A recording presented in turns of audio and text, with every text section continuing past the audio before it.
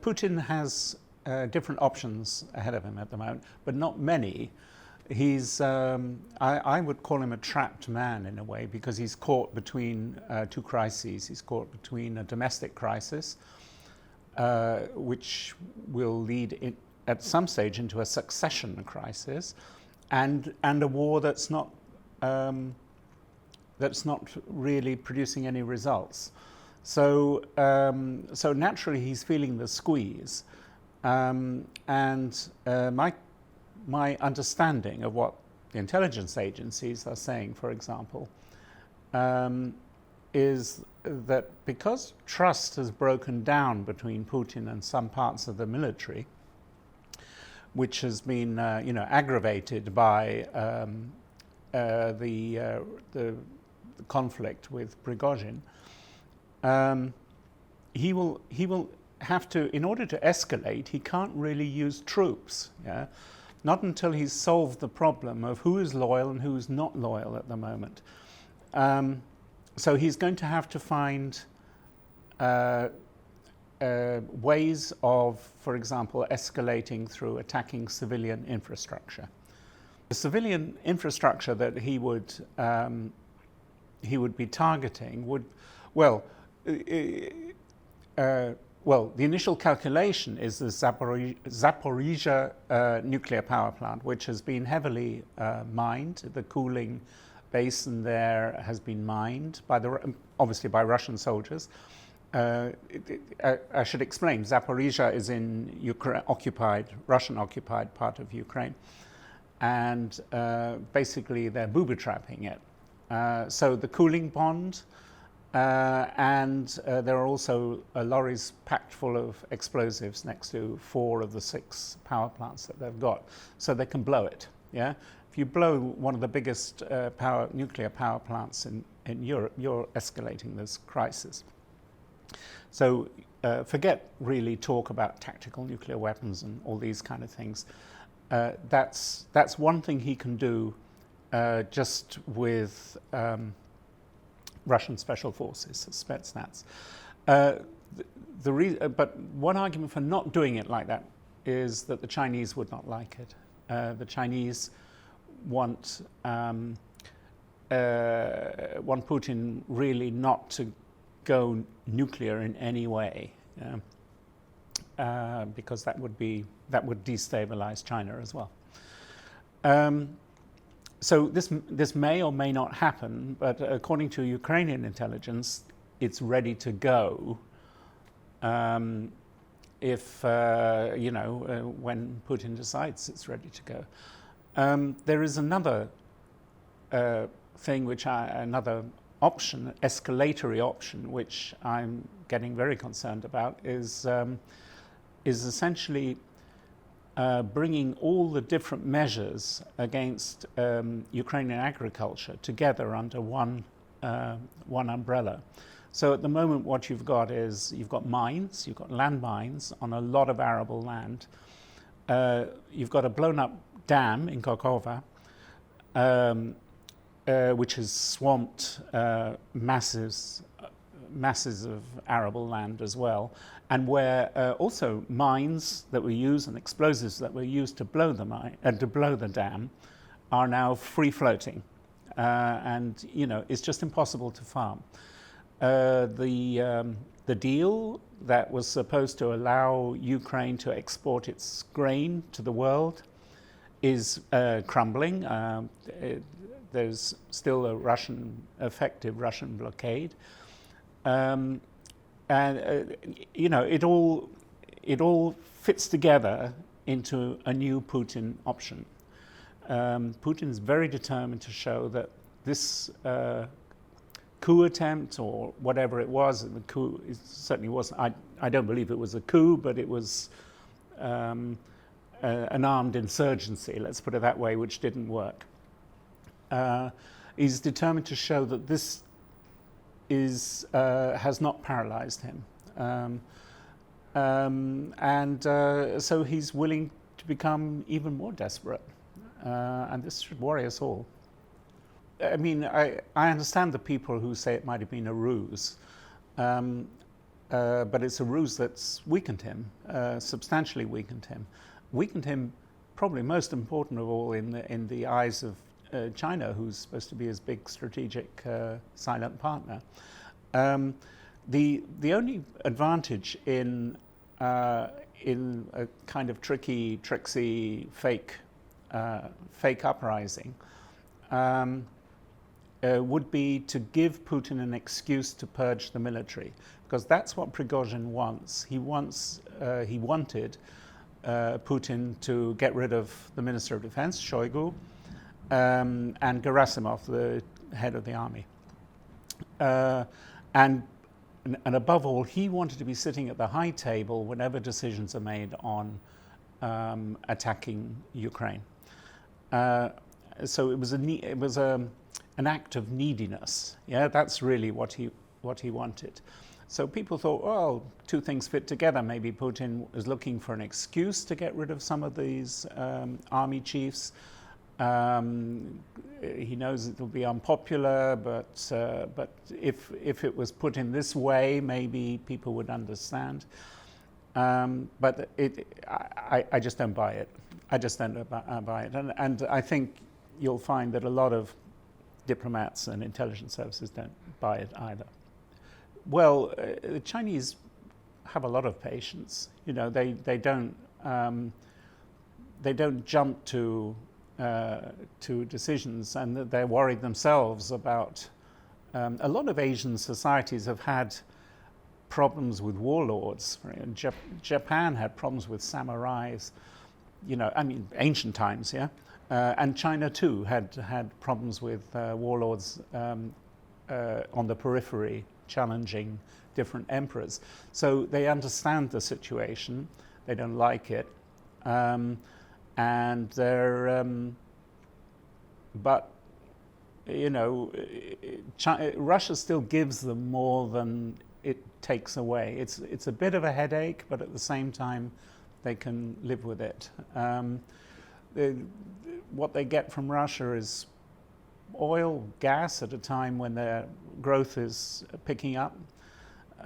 They get a sense of being in a club, not by themselves, but in a Eurasian club that can ultimately change the rules of the world, you know, of trade and of the way they behave. What binds them is a determination that America shouldn't occupy part of the Chinese strategic space or part of the Russian strategic space, and that's their natural affinity, and so that will keep them together. The interesting thing about Prigozhin's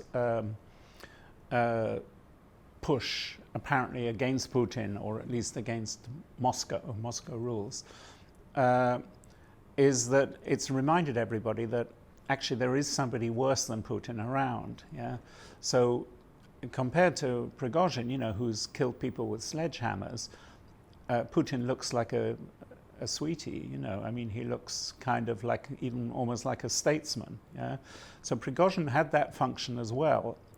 It was a reminder to people that it could get a lot worse.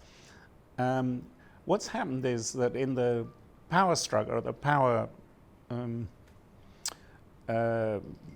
constellation, are you okay with that? Sorry. Okay, No, okay. In the power constellation of Russia, you basically got technocrats, and you've got what call them some people who call themselves patriots, and these, unfortunately, these two groupings are not, you know, like the Conservatives and Labour or Republicans and Democrats. They are actually coalitions of different interests, who some of whom are really quite nasty. Yeah. So Prigozhin was regards himself as an ultra-nationalist. But you've got ultra-nationalists in the Orthodox Church. You know, you've got ultra-nationalists everywhere. It doesn't mean they all agree on everything. So out of this kind of mess of different gangs and, you know, different spooks and all these other things that have all accumulated. They've got to find a leader. They've got to agree on a leader who can replace someone who's been in charge for 23 years and who's built the whole system of Russia around him. For example, Putin has created in his 3 years 3 or 4 separate security services. So it's not just the FSB, former KGB. There's also a National Guard. There's a Federal Border Force. There's all sorts of different groups which essentially perform the same function, which is to insulate Putin from a future coup. Yeah? But they fight each other all the time. Yeah, I mean, not with guns, or at least not yet. But they're constantly at each other's necks, partly to attract Putin's attention and Putin's funding, but also because they're all full of ambitious men who think that they can, as long as they're ultra loyal to Putin, they will be rewarded and they will rise. And that's what happens. If you look at the Russian parliament, it's full of former spooks, you know. There are just loads of them. And that's not because they served with Putin when he was in the intelligence service. Rather, it's become a security state. Russia has become a security state. And so the security services become a breeding ground for everyone in the political elite. And that's, you know, is that a good situation? It's not particularly. It shows you that whoever replaces Putin has somehow to master this landscape. I call it the Balkanization of Russia, because that's exactly how the Balkans were. I mean, it's not quite as bad as it used to be, but full of unaccountable groupings that are quite happy to kill each other.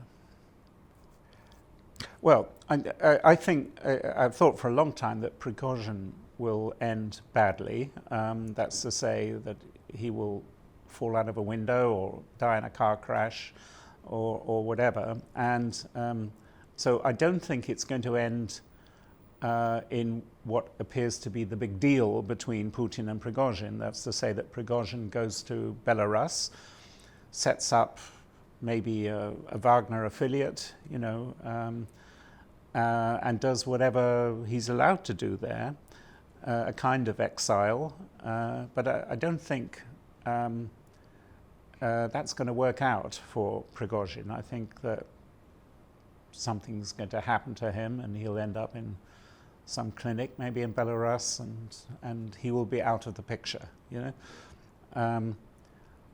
Sorry, it's maybe not great to predict someone's death on but you know, hey. But Putin is getting more desperate. The economy is still not rock bottom. There's still he's still finding a way of getting his oil out, his gas out. There are all sorts of intermediary countries, Turkey, India. It's coming out. It's being sold at a discount, and then of course there are above board dealings too with China, who have pipelines, you know, with Russia. So the economy is not too bad. It's not that there's a desperate population screaming against you know, the impoverishment of society. Rather, but we're talking about a dictatorship that basically ignores the people anyway. So actually, that's not such a big deal. I think there has to be a generational change, and I think that's probably what people will want, because Putin, for many Russians, you know, he's 70 now. Well, 70 is, for many years was regarded as the lifespan of an average Russian male. He's, in the American presidential competition, being 70 is a kind of newcomer, yeah. But Putin looks to many as if he's old. Yeah, we see, of course, here polished pictures of him, naked on horses and all these kind of things. And these, of course, are deliberate effort to persuade people that he's still fit. But I think a lot of people think he isn't. What is striking and what prepares you for a future transition to another form of government, or certainly another person, is his long absences. You don't see it, the whole of COVID, he basically disappeared. And he's still, we've all seen these pictures of him in this ultra long table, he's a germaphobe. He's not very good with people in general, he rather, play with his dog than see most of his ministers. Everything is staged. He's got a whole team of theatrical directors who groom him for public presentations. It's the way it is. In a democratic society, that doesn't matter so much. You can deal with two candidates who are over 70 because you know that there's a whole democratic support mechanism. You know that,